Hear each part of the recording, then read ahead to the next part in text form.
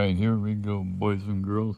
We got the scale, 0 grams, 0 scale, and we've got a ring that my wife got from Wish, and it started turning her finger green.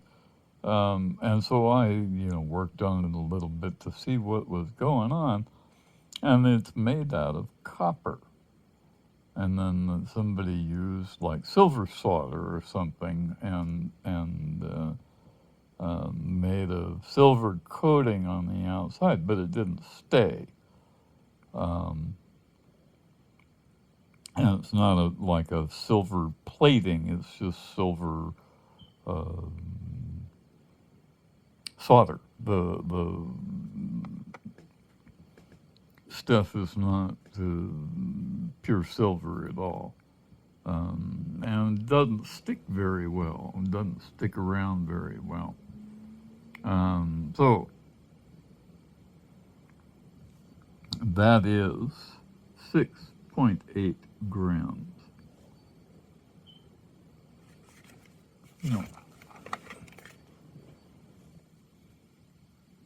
7 grams.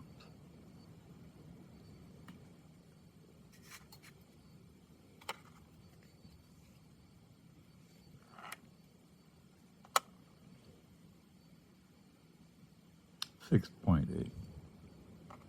All right.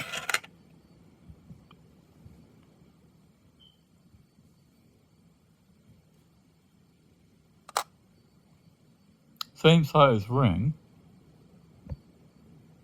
and that's 9.2 grams. So it's a couple of grams heavier, but it's more or less the same size. And this is not a stone, actually. It's like green paint. So there's no weight involved there other than metal. And I think this is probably plated on palladium.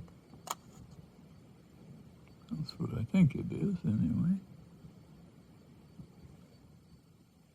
And so it's got about the same specific gravity as silver does, about 10 on the specific gravity scale. So 10 times more dense than water. And copper isn't quite that dense. And that's what the difference is. Copper's dense, but not quite that dense.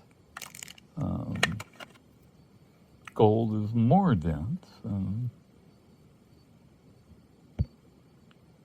So that's 31 grams, a full troy ounce, just in this little thing here. And, that's pretty solid. It's not a ring, certainly, but it's also not very big. So that's the difference between gold and copper.